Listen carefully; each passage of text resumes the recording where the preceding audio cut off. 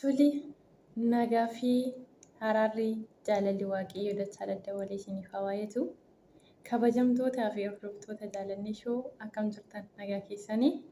Waaqayyoonni kallattii hunduma keessatti nu gargaaree maqaan isaa kan eebbifameef kan galateeffame haa ta'u jechaa.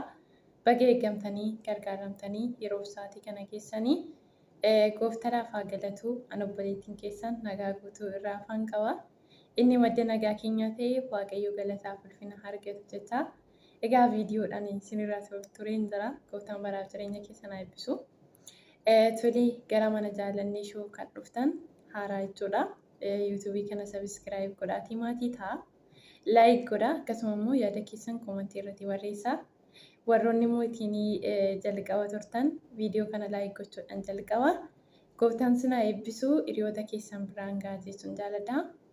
Tole egaa torbee kana keessa oduu waan ta'eef odeeffamaa jira jechuudha akka biyya keenyatti. Seera mootummaan baasee wal qabatee waa'ee seera mootummaan baasee kanarratti namoonni baay'een isaanii yeroo itti dheekkaman argina. Namoonni baay'een isaanii yeroo itti bu'an argina. Namoonni baay'een isaanii immoo yeroo itti gammadanis ni argina jechuudha.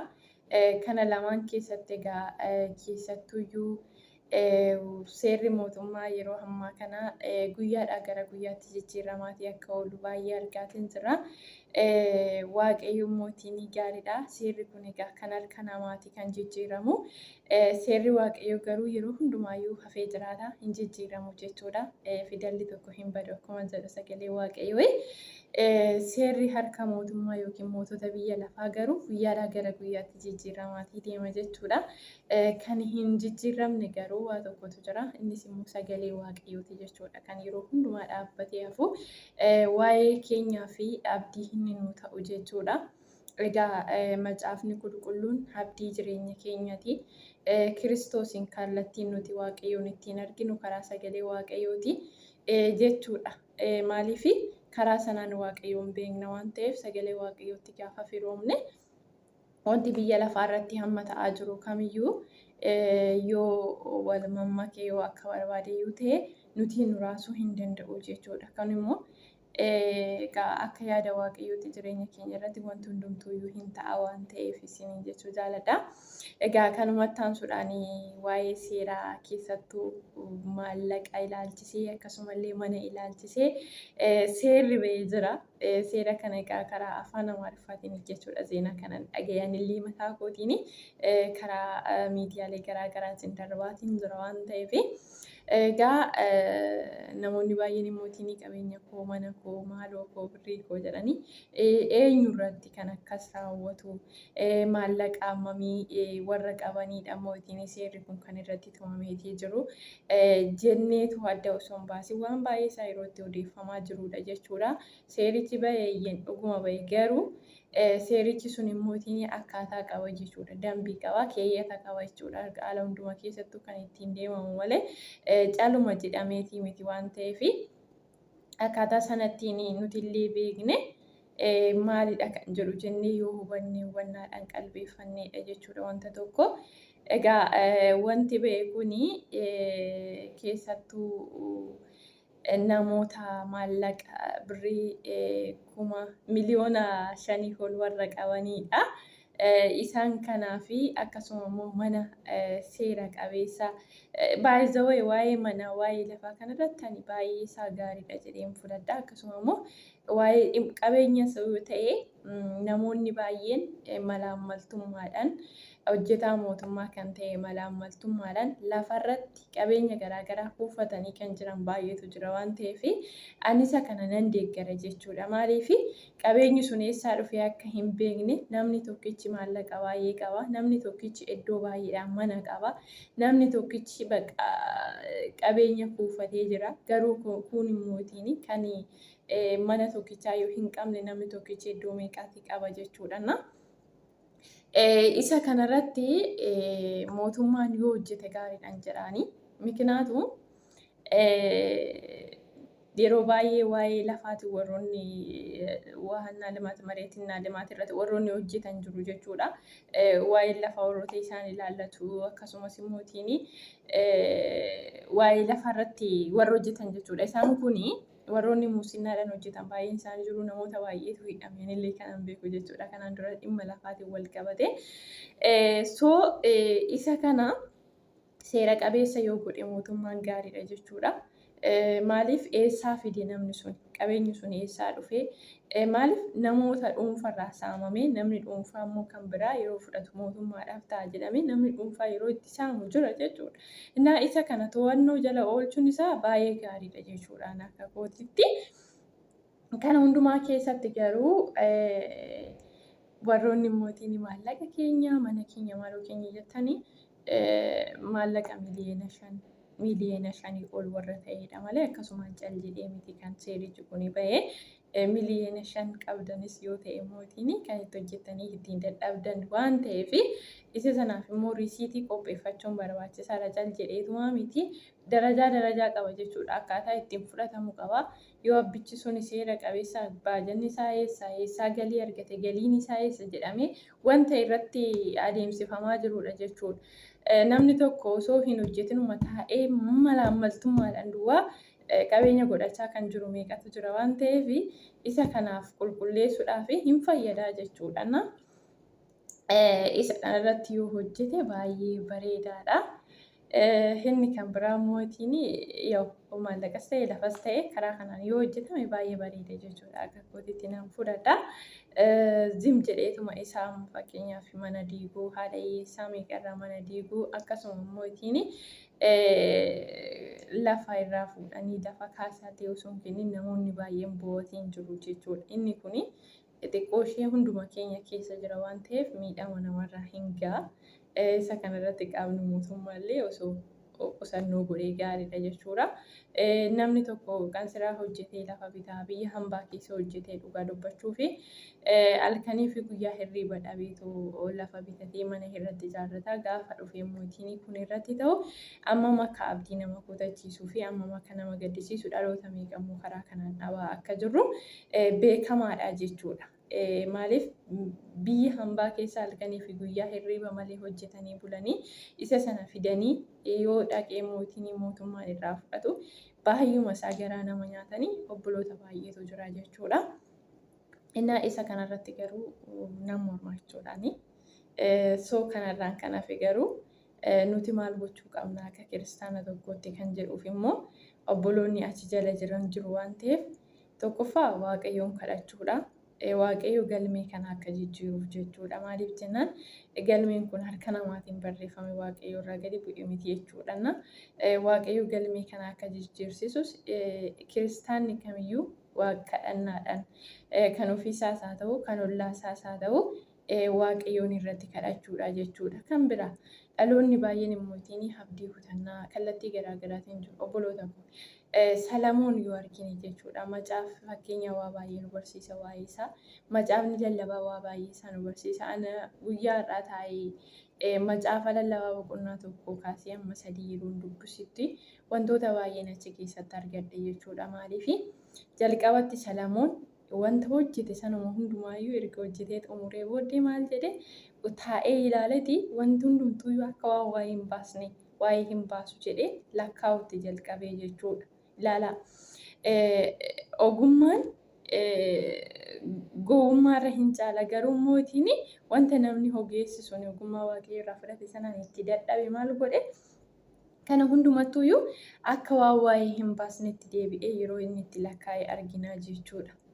Deebisee mootiin wanta hojjete sana keessatti milkaa'insa tokkollee akka hin qabaanne boqonnaa 2 keessatti waa baay'ee isaa hojjete qabeenya mootonni gurguddoonni biyya lafaa nan qotadhe jedhaa sajoota baay'een qaba jedhaa hojjettoota baay'een qaba jedhaa bakka mana keessatti waxomboreewwan baay'een qaba jedhaa haadha manoota baay'een qaba jedhaa kana hundumaa keessatti lafa baay'ee qotadhee qabeenyas bal'ifadhee waan baay'ee isaa hojjedhee kana hundumaa keessatti garuu kunis kan waa'ee hin baasnedha jedha mootiin. Deebi'ee jechuudha. Argitanii maaliifi waan baay'ee isaa taa'ee hubateetti ogummaa qoruutti ka'e. bakka beekumsa qoruutti ka'e. Eessaa argama jechuutti ka'e. Bakka qabeenyi guddaan Waaqayyo yeroo itti wallaalchiseedha jechuudha inni yeroo kana barreessa. Qabeenyi guddaa argateera. Qabeenyi guddaan hojjettoota guddaan wanti mootummoonni biyya lafaa kanarraa hin arganne kan inni argate hundumtuu sunuyyuu kan waa'ee hin baasne akka ta'eef argee deebi'ee immoo tuffatee jechuudha laala. Biyya lafaa kana keessatti waan ittiin jiraannuuf waan keessa jiraannu qabaannan nu gaade Phaawulos. Kana qabaannan nu gaadha nuti jireenya keenya keessatti kiristaanni irrakkata biyya lafaa keessa amma jirutti garuu rakkina sana keessatti immoo Kiristoosin abdii isaa godhatee jiraata jechuudha. Abdii duwwaadhaan jiraanna jennee mootii gowwoomsinaa kan jedhuuf isa sana osoo hin taane ija keenya waan aduu gadiitti irratti giddi ilaalleetuma bakka cuunfamna osoo hin taane isa qabnu sana yookiin immoo humna keenya isaa ta'uu waan arganne waan qabnu qabeenya keenya sana akkuma jirutti ta'ee isa sanarra giddi dhaqnee ija keenya kaa'achuu hin qabnu jechuudha. Iji keenya achumarra ta'uu hin qabu. Iji keenya qabeenya irra ta'uu hin qabu. Waan hundumaayyuu Waaqayyotu nuuf kenne waan ta'eef Waaqayyooti galateeffachaa kan qabeenya qabnu sana namoota illee itti gargaara. Ofii keenyaaf illee haala ta'uun itti jiraanna jechuudha. Baay'een dhaloota har'a kanattidha kan hojjetee dadhabee gaafan galeetan boqadha jedhu boqachuu kan dadhabu nama meeqatu du'aa jira. So kanuma keessa uyyuu mootiin nuti maal taate jirra beektu sammuu of dhukkubsine yoo waan tokko yoo mana ijaarranne yoo makiinaa bitadhaa yoo makiinaa bitanne yoo man itti dabaladhaa jenna yoo kan biraa godhanne yoo man kana godhadha jenne nugaan beeknu beektu nugaa jennee Waaqayyoon hin galateeffannu isa qabnu sanatti Waaqayyoon galateeffachaa abdii keenya immoo guutummaatti waan qabnu sanarra kaa'achuu osoo hin taane Waaqayyo irra ija keenya kaannee yoo deemne bareeda jechuudha. Maaliif jennaan bakka ogeessi Salamoon irraa namni waa hin baranne namni macaafota isaa hin dubbisne waa barata jechuu hin danda'u jechuudha. Waa baay'ee na hubachiisaan. Wanti hundumti isaa akka waa hin baasnetti erga lakkaa'ee booddee wanti hundumtuu immoo yeroo qaba jechuutti jalqabe jechuudha. Yeroo qabaachuusaa. Waan hundumtuu yeroo qaba. Yeroo isaatti mootiin wanti hin taane hin jiru. Yeroodhaan mootiin hin jijjiirama heeyyen. Yeroon hin geeddaramti. Yeroon achi hin teessu. Yeroon gaddaa yeroo gammachuutti hin jijjiirama. Yeroon gammachuu immoo yeroo gaddaatti hin jijjiirama. Yeroon kolfaa yeroo boo'ichaatti hin jijjiirama. Yeroon jaalalaa yeroo jibbaatti hin jijjiirama. Kun hundumtuu wal jijjiiruu isaa erga hawwatee booddee bakka waa'een baasu jechuudha. Kun hundumtuu waa'een baasu. So maal jechuu barbaadetanii biyya lafaa kana keessa hamma jirrutti tokko reeshiniin keenya cimsannee dhaabbachuutii kan qabnu Waaqayyoodha sagalee Waaqayyooti. Sagalee Waaqayyoo keessa keenya yoo jiraate abdii godhanna yeroo kamiyyuu jechuudha. Bakka ijji keenya fannoo Kiristoos irra yoo ta'e yeroo kamiyyuu abdii qabna dhugaadha. Abdiin keenya immoo abdii ijaan argamu miti. Waan ijaan argamu hin abdatamu. Wanta ijaan hin argamne isa ijaan hin mul'anne sana abdachaatii jiraannaa jechuudha. Kanaaf jireenya keenya keessatti sanas ta'e kanas ta'e dharra intini jennee kan koo akkas ta'aa jira bakka maalan godha jennee dhiphachuu osoo hin taane waan dhimma keenya sana si ilaallata ati waan barbaadde godhi jennee fuula Waaqayyootti dhiyeessine Waaqayyootti galfata kennine ofii keenya harka keessaa fudhannee rileeshinii keenya Waaqayyoo wajjin cimsachuutu gaariidha jechuudha. Amma kun hin taanetti mootiin Waaqayyoofis hin taanu ofiifis hin taanu gidduu keessatti waa lama dhabna waan ta'eef jechuudha. Kanaaf akka kanatti jabaadhaa Waaqayyoon kadhadhaa.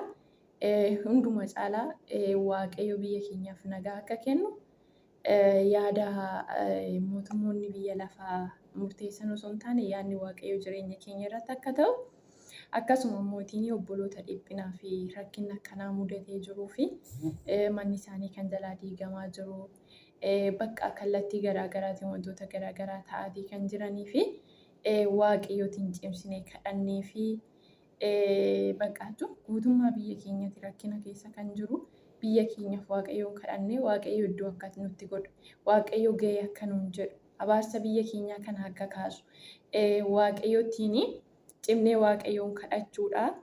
Kanarraa kanaaf wanti nuti sammuu of dhukkubsine kuni narra gaalaata jennee dhiphannuuf hin jiru. Shamarran biyya hambaa jirru immoo keessattuu bakka kuni seera mataasaa danda'e akkaataa mataasaa danda'e hin deema waan ta'eef lafas kan qabdan manas kan qabdan yaagas ni danda'ame lafa seera qabeessa bitadhaa jechuudha. Kanaan booddee kan kanaan duras kan bittan immootiin akka seera qabeessa isiniif ta'u yaalaa jechuudha. Maallaqa keessan iddoon taa'anitti baasuurra akka seera qabeessa isiniif godhatu yaalaa.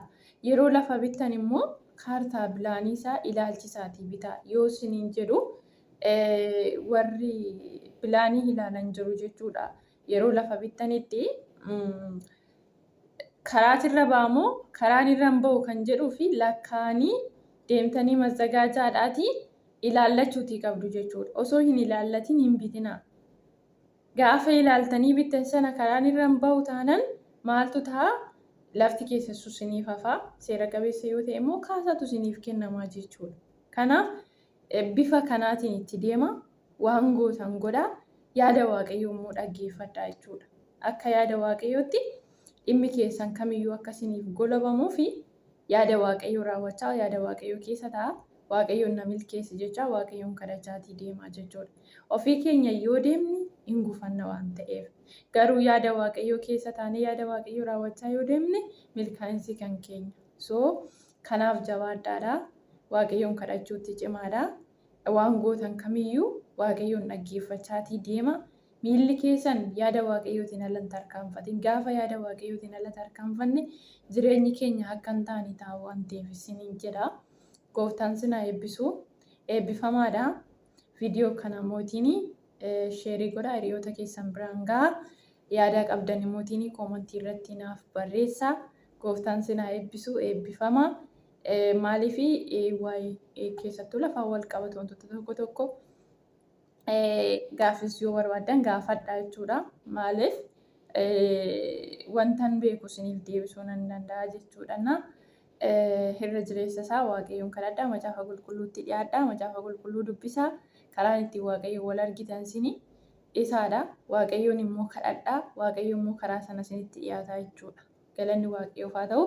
Eebbifamaa turtii gaarii qabaadhaa. Wanti hundumtuuyyuu wanti aduudhaa gadii kun waa'ee hin baasu. Eeyyee waa'ee hin baasu jedhee Waaqayyoo kanaaf wanta waa'ee hin baasnetti yaada keenya hidhuurra qabeenya guddaas yoo qabaanne akka jirrutti yaada keenya isarratti hidhuurra xiqqaas yoo qabaanne xiqqaan qaba jennee Waaqayyoo irratti gungumuurra akka ta'utti Waaqayyoon dhabees akka maqaan keenya irratti hin arrabsamne jechaa